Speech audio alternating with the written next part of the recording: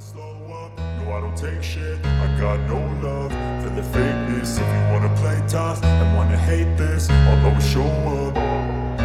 I don't ever slow up, no I don't take shit. I got no love for the fakeness. If you wanna play tough and wanna hate this, I'll always show up and make a statement. I don't ever slow up, no I don't take shit. I got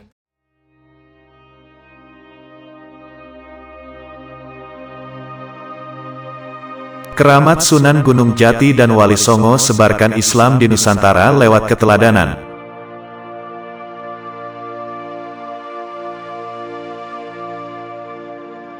Sunan Gunung Jati dan Wali Songo yang ada di Tanah Jawa berhasil menyebarkan ajaran Islam di Nusantara.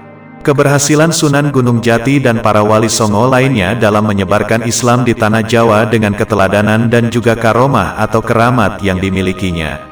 Dengan keramat yang dimiliki Sunan Gunung Jati dan para wali lainnya inilah, Islam kini dipegang teguh oleh penduduk Nusantara. Keberhasilan Sunan Gunung Jati dan Wali Songo dalam menyebarkan agama Islam di Tanah Jawa dinilai lebih berhasil dari Haidar Ali yang menyebarkan Islam di India.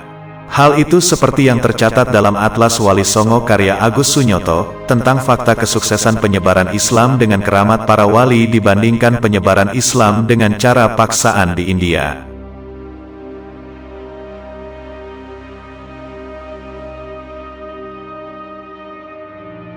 Umat Islam mengenal istilah mukjizat dan juga keramat.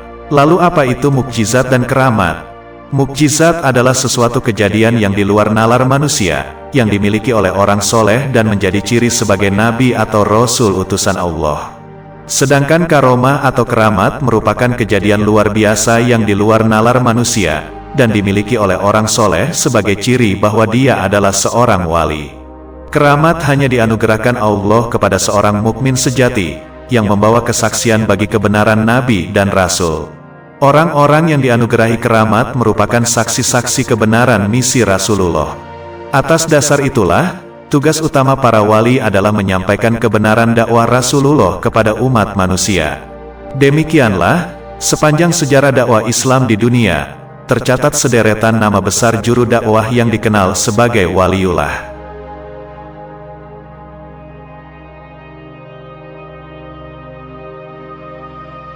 Dalam proses dakwahnya, para waliullah menampilkan berbagai keramatnya, dalam rangka mengukuhkan kebenaran Islam yang disampaikan Rasulullah. Sementara itu, syiar Islam di India ditandai lewat penaklukan-penaklukan oleh Mahmud Ghazni, dinasti Hijliyah, Tughlaq, Lodhia, Aurangzeb, Haidar Ali. Bukan hanya itu, syiar Islam di India juga ditandai dengan aksi kekerasan dan hitan paksa. Hal ini ternyata tidak cukup kuat mendorong dakwah Islam secara masif di tengah penduduk pribumi India. Sebab, tidak sedikit kelompok-kelompok penduduk yang diislamkan lewat kekerasan, pada saat ada kesempatan mereka kembali kepada agama asalnya.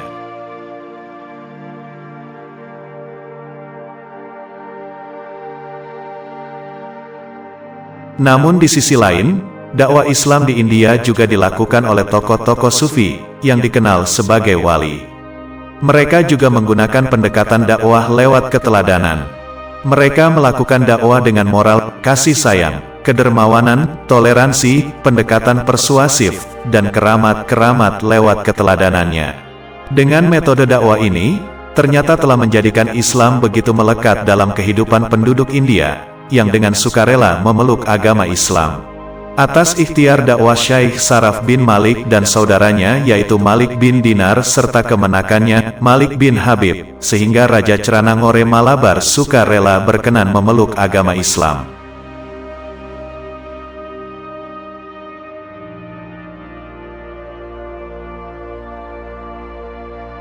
Kemudian, atas surat wasiat yang ditulis oleh Raja Ceranangore, para sufi tersebut berhasil mengembangkan Islam kepada para penduduk Malabar.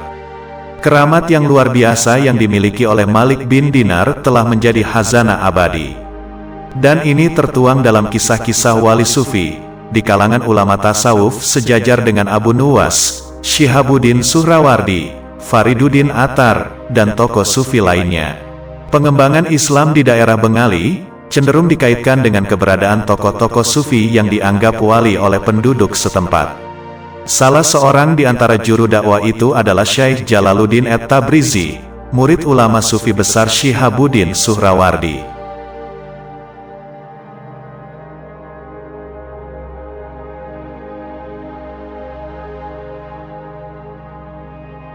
Dikisahkan, Syekh Jalaluddin At-Tabrizi singgah di daerah Bengali, dan menampilkan keramat-keramat luar biasa, yang membuat takjub banyak penduduk setempat.